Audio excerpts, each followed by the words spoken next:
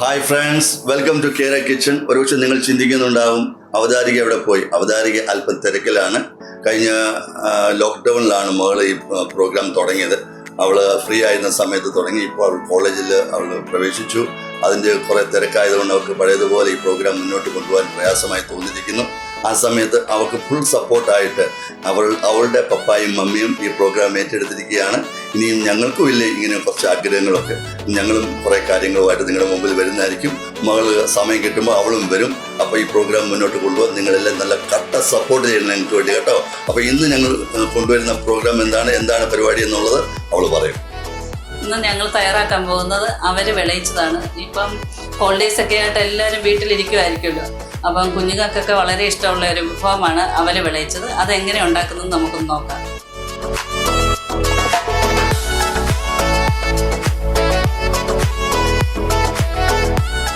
നെല്ലുകുത്തിയ അരിയുടെ അവല് 1.5 കിലോ, ശർക്കര 1.5 കിലോ, തേങ്ങാപ്പീര 2 തേങ്ങയുടെ പീര വേണം. എനിക്കിവിടെ തേങ്ങ അവൈലബിൾ അല്ലാത്തത് കൊണ്ട് ഞാനിപ്പം ഉണങ്ങിയ പീരയാണ് എടുക്കുന്നത്. അപ്പം 2 തേങ്ങയുടെ തന്നെ നിങ്ങൾ എടുക്കണം. കിസ്മിസ് 50 ഗ്രാം, ചെറുതായി കൊത്തിയ തേങ്ങ 50 ഗ്രാം, പൊട്ടുകടല അല്ലെങ്കിൽ കടലപ്പരിപ്പ് 50 ഗ്രാം, പീനട്ട് 100 ഗ്രാം. പീനട്ടിന് പകരം കാഷ്നട്ട് ആണെങ്കിലും നിങ്ങൾക്ക് ഇടാം കേട്ടോ. ഏലക്ക ആവശ്യത്തിന്, അത് ഞാനിപ്പോൾ ഒരു 20-25 ഏലക്ക എടുത്തിട്ടുണ്ട്. നിങ്ങൾ അതിൻ്റെ ആവശ്യത്തിനനുസരിച്ചിടുക.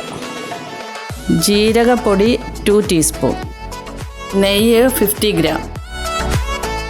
നമുക്കൊരു പാത്രത്തിലേക്ക് ശർക്കര ഇട്ട് കൊടുക്കാം.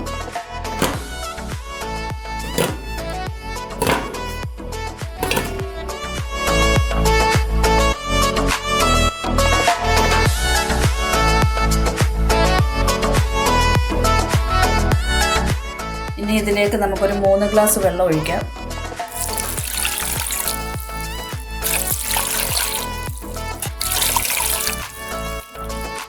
ഇനി നമുക്കിതൊന്ന് ഉരുക്കിയെടുക്കാം.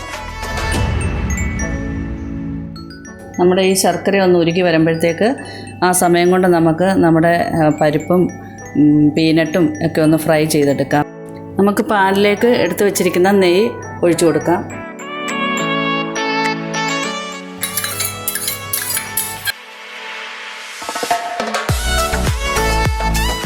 ആദ്യം നമുക്ക് തേങ്ങാക്കൊത്ത് ഒന്ന് ഫ്രൈ ചെയ്തെടുക്കാം.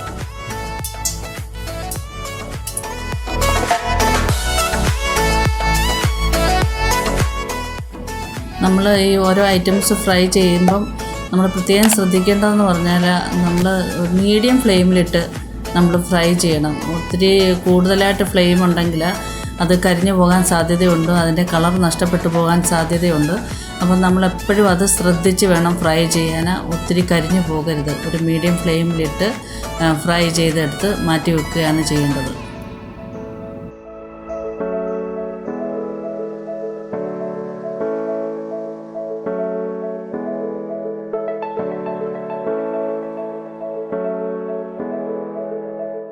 തേങ്ങ ഒന്ന് ഫ്രൈ ആയിട്ടുണ്ട്. നമുക്കതൊന്ന് കോരിയെടുക്കാം.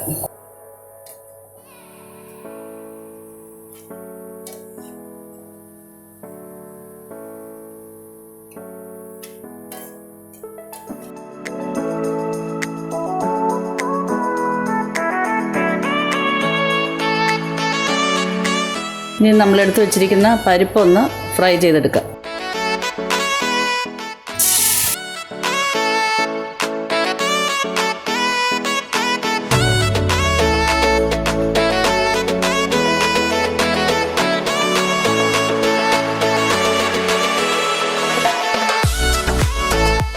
പരിപ്പൊന്ന് മൂത്തിട്ടുണ്ട്. നമുക്കത് കോരിയെടുക്കാം.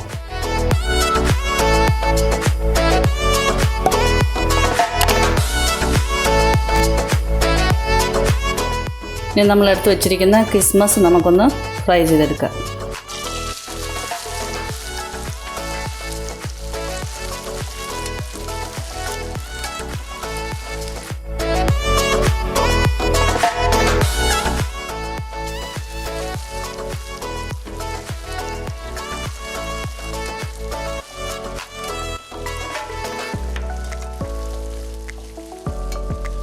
കിസ്മിസ് നമുക്ക് റെഡി ആയിട്ടുണ്ട്, അതും ഒന്ന് കോരിയെടുക്കാം.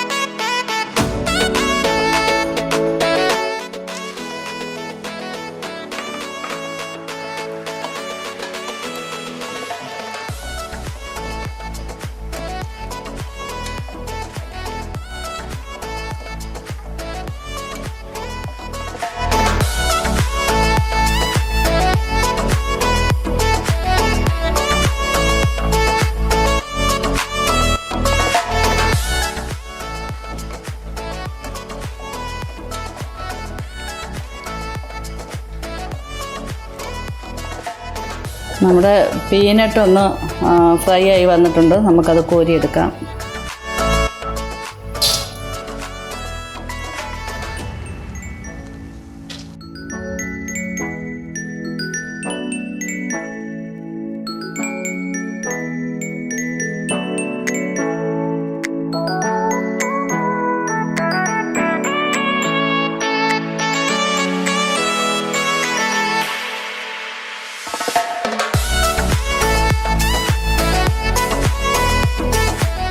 നമ്മുടെ ശർക്കര ഇപ്പം നമ്മൾ മറ്റേ ഐറ്റംസ് എല്ലാം ഫ്രൈ ചെയ്തെടുക്കുന്ന സമയത്ത് ഇവിടെ ഇരുന്ന് ഇങ്ങനെ തിളക്കുകയാണെന്ന്.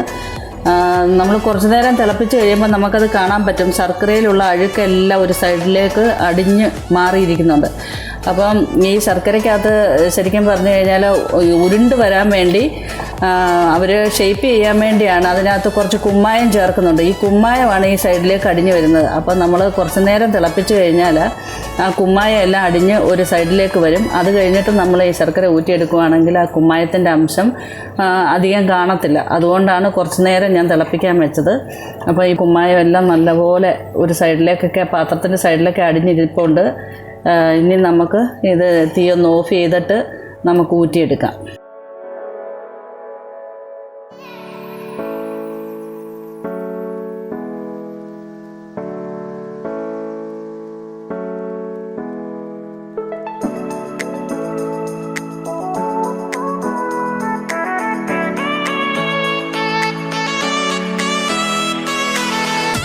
ഞാനിപ്പോൾ ശർക്കര ഒരു പാത്രത്തിലേക്ക് ഊറ്റിയെടുത്തിട്ടുണ്ട്. ഇനി നമുക്കത് സ്റ്റൗവിലേക്കൊന്ന് വെച്ച് നല്ലപോലെ ഒന്ന് ഉരുക്കിയെടുക്കാം.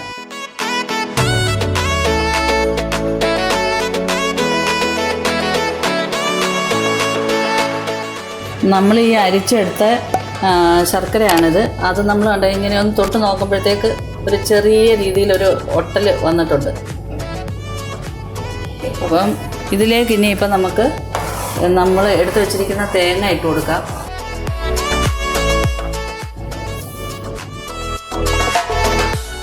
നന്നായി ഒന്ന് ഇളക്കി കൊടുക്കാം.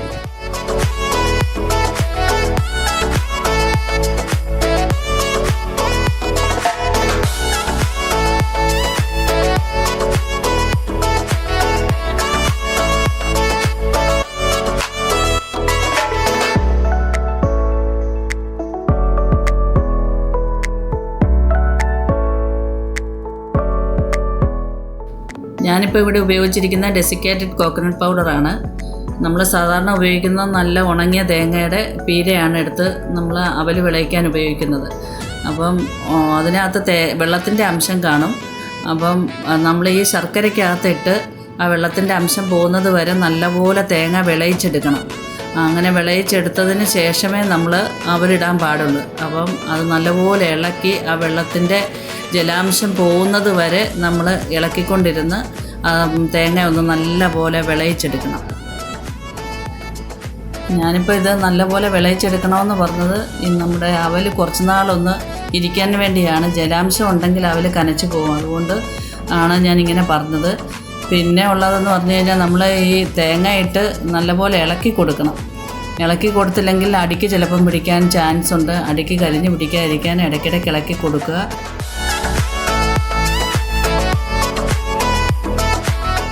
നമ്മുടെ നാട്ടിൽ കിട്ടുന്ന അവൽ തണുത്തായിരിക്കും ഇരിക്കുന്നത്. അതൊന്ന് ചൂടാക്കിയിട്ട് നമ്മൾ ഈ ശർക്കര പാനിയാക്കിയിരിക്കുന്നതിനകത്തോട്ട് ഇടുകയാണെങ്കിൽ കേടുകൂടാതിരിക്കും, പൂത്തു പോകത്തില്ല, കനച്ചു പോകത്തില്ല, അങ്ങനെയുള്ള പ്രശ്നങ്ങളൊന്നും ഉണ്ടാകത്തില്ല.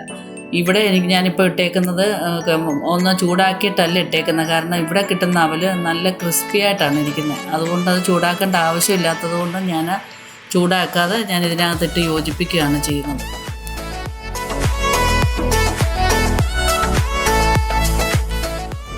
ഇനി നമുക്കിതൊന്ന് വാങ്ങി വെക്കാം. ഒന്ന് ചെറുതായിട്ടൊന്ന് ചൂട് പോയി കഴിയുമ്പം നമുക്ക് അവൽ ഇതിലേക്കിട്ട് നന്നായി ഒന്ന് ഇളക്കിയെടുക്കണം. നമുക്കിതിലേക്ക് നമ്മളെടുത്ത് വെച്ച ഏലക്ക പൊടിച്ചത് നമുക്കിതിലേക്കിടാം. ഏലക്കയുടെ കൂടെ ഞാൻ ഒരു ചെറിയ കഷ്ണം ചുക്കും പഞ്ചസാരയും കൂടെ ചേർത്ത് പൊടിച്ച് വെച്ചേക്കാണിത്. ഇതിലേക്കിടുകയാണേ.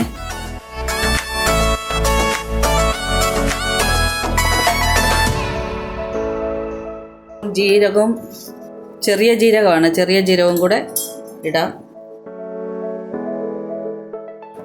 2 ടീസ്പൂൺ ജീരകപ്പൊടി ചേർത്തിട്ടുണ്ട് ഇതിനകത്ത്. എല്ലാം കൂടെ ഒന്ന് നന്നായി ഇളക്കിയെടുക്കാം.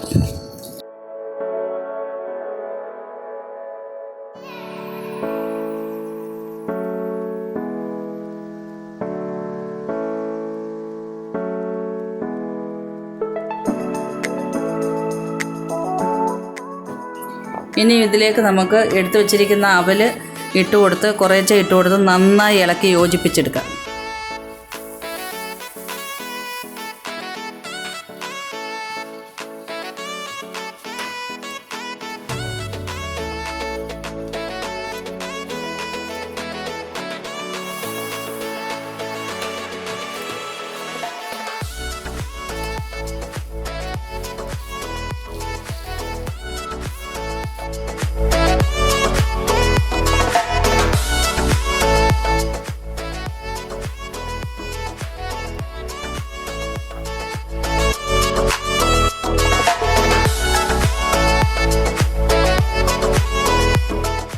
നമുക്കിത് ഇളക്കുന്നതിനോടൊപ്പം നമ്മൾ ഫ്രൈ ചെയ്ത് വെച്ചിരുന്ന ആ നട്ട്സ് എല്ലാം കൂടെ ഇതിലേക്ക് ഇട്ട് കൊടുക്കാം.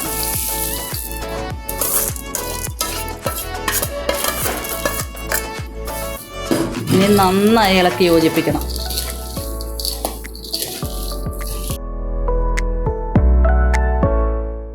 നമ്മൾ ഇളക്കുമ്പോൾ പ്രത്യേകം ശ്രദ്ധിക്കണം. നമ്മൾ ചെറുതായിട്ടൊന്ന് ചൂട് മാറിയതിന് ശേഷമേ നമ്മൾ അവലിതിലിടാവൂ. നല്ല ചൂടോടെ ഇടരുത്. നമ്മൾ ആ ശർക്കരയും തേങ്ങയും കൂടെ നല്ലപോലെ വിളയിച്ചെടുത്തിട്ട് അത് വാങ്ങി ഒന്ന് വെച്ച് ഒന്ന് ചൂട് ചെറുതായിട്ട് പോയി കഴിയുമ്പോൾ മാത്രമേ അവലിടാവൂ. അവലിട്ടിട്ട് നന്നായി ഇളക്കി എല്ലാം കൂടെ യോജിപ്പിച്ച് എടുക്കണം. ഇത് ഞാൻ നിങ്ങൾക്ക് ഗ്യാരണ്ടി തരാം. നിങ്ങൾക്കൊരു 2 മാസത്തിലധികം നിങ്ങൾക്കിത് കേടുകൂടാതിരിക്കും. നന്നായി വെള്ളമെല്ലാം പറ്റിച്ച്, തേങ്ങയുടെ വെള്ളമെല്ലാം പറ്റിച്ച് നല്ലപോലെ ആ തേങ്ങ വിളയിച്ചെടുത്ത് നമ്മൾ അവലിട്ട് ഇളക്കിയാൽ ഒരു 2 മാസത്തിൽ കൂടുതൽ പുറത്ത്, ഫ്രിഡ്ജിനകത്തൊന്നും വെക്കാതെ പുറത്ത് തന്നെ നന്നായി ഇരുന്നോളും. ശരിക്കും ഈ അവൽ വിളയിച്ചെടുക്കുന്നത് എനിക്ക് അറിയില്ലായിരുന്നു. ഞാൻ എല്ലാ പ്രാവശ്യം നാട്ടിൽ പോകുമ്പോഴത്തേക്ക് എൻ്റെ നാത്തൂന് എനിക്ക് അവൽ വിളയിച്ച് തന്നു വിടും, കുഞ്ഞുങ്ങൾക്ക് കൊടുക്കുന്നു പറഞ്ഞ് തന്നു വിടും. അപ്പോൾ ഈ പ്രാവശ്യം ഞാൻ നാട്ടിൽ പോയപ്പോഴത്തേക്ക് എൻ്റെ വീട്ടിലോട്ടായിരുന്നു പോയത്. അപ്പോൾ അങ്ങനെ പോയതുകൊണ്ട് എനിക്കിങ്ങോട്ട് പോരാൻ നേരം എൻ്റെ നാത്തൂന് അവൽ വിളയിച്ച് എനിക്ക് തന്നു വിടാൻ ഉണ്ടാക്കിക്കൊണ്ടിരിക്കുമ്പോൾ ഞാൻ അടുത്ത് പോയി നിന്ന് കണ്ടു പഠിച്ചതാണ്. അപ്പോൾ അതുകൊണ്ട് ഈ അവലിൻ്റെ ക്രെഡിറ്റ് മൊത്തം എൻ്റെ നാത്തൂന് ഞാൻ കൊടുക്കുവാണ്. അവളുടെ പേര് സോൺസി എന്നാണ്.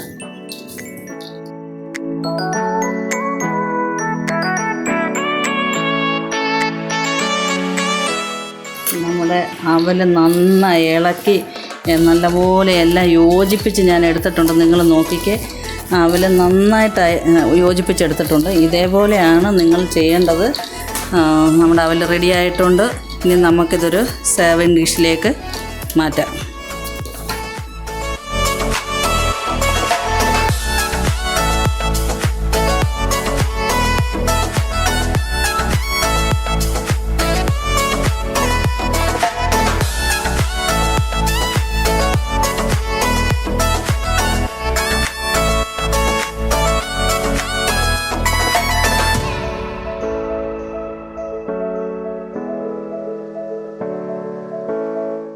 അപ്പം നമ്മുടെ അവൽ വിളയിച്ചത് റെഡി ആയിട്ടുണ്ട്. ഞാനിത് ഉണ്ടാക്കിയത് നിങ്ങൾ കണ്ടു കാണുമല്ലോ. അപ്പം അതേ രീതിയിൽ നിങ്ങളെല്ലാവരും ട്രൈ ചെയ്യണം. ട്രൈ ചെയ്ത് ഇത് ഉണ്ടാക്കി നോക്കിയിട്ട് നിങ്ങളുടെ വിലയേറിയ അഭിപ്രായം എന്നെ അറിയിക്കണം. പിന്നെ ഞങ്ങളുടെ ഈ യൂട്യൂബ് ചാനൽ സബ്സ്ക്രൈബ് ചെയ്തിട്ടില്ലെങ്കിൽ നിങ്ങൾ സബ്സ്ക്രൈബ് ചെയ്യണം, ലൈക്ക് ചെയ്യണം, നിങ്ങളുടെ അഭിപ്രായങ്ങളെല്ലാം ഞങ്ങളെ അറിയിക്കണം. ഒത്തിരി നന്ദിയുണ്ട് കേട്ടോ. ഞങ്ങളുടെ ഈ വീഡിയോ ഒക്കെ നിങ്ങൾ കാണുകയും നിങ്ങളുടെ അഭിപ്രായങ്ങളൊക്കെ അറിയിക്കുകയും ചെയ്യുന്നതിന് ഒത്തിരി നന്ദിയുണ്ട്. മോളെ വീണ്ടും നിങ്ങൾ സപ്പോർട്ട് ചെയ്യണം. ഞാനിത് കഴിച്ചു നോക്കിയിട്ട് പറയാം കേട്ടോ എങ്ങനെയുണ്ടെന്ന്. ഭാര്യ ഉണ്ടാക്കിയതായതുകൊണ്ട് ഞാൻ നല്ലതെന്ന് പറയണമെന്നില്ല, തിന്നിട്ട് പറയാം. ശരിക്കും സൂപ്പറായിട്ടുണ്ട് കേട്ടോ. നിങ്ങളെല്ലാവരും ട്രൈ ചെയ്യണം. ഇത് നിങ്ങൾക്ക് തീർച്ചയായിട്ടും ഇഷ്ടപ്പെടും. അപ്പോൾ ഈ സംഭവം അടിപൊളിയാണ്. ഞാൻ ടേസ്റ്റ് നോക്കി നന്നായിട്ടിരിക്കുന്നു. ഇത് നിങ്ങൾക്ക് തീർച്ചയായിട്ടും ഇത് ഇഷ്ടപ്പെടുമെന്ന് എനിക്ക് പൂർണ്ണ വിശ്വാസമുണ്ട്. നിങ്ങൾ ഞങ്ങളെ സപ്പോർട്ട് ചെയ്യണം. മോക്ക് കൊടുത്ത അതേ സപ്പോർട്ട് വീണ്ടും കൊടുത്ത് ഞങ്ങളുടെ ഈ ചാനൽ സബ്സ്ക്രൈബ് ചെയ്യണം. അതിൻ്റെ ബെൽ ഐക്കൺ അത് തീർച്ചയായിട്ടും അത് നിങ്ങൾ ക്ലിക്ക് ചെയ്യണം, ഷെയർ ചെയ്യണം, അനേകരെ ഇതിലേക്ക് കൊണ്ടുവരണം. Okay, thank you so much. God bless you.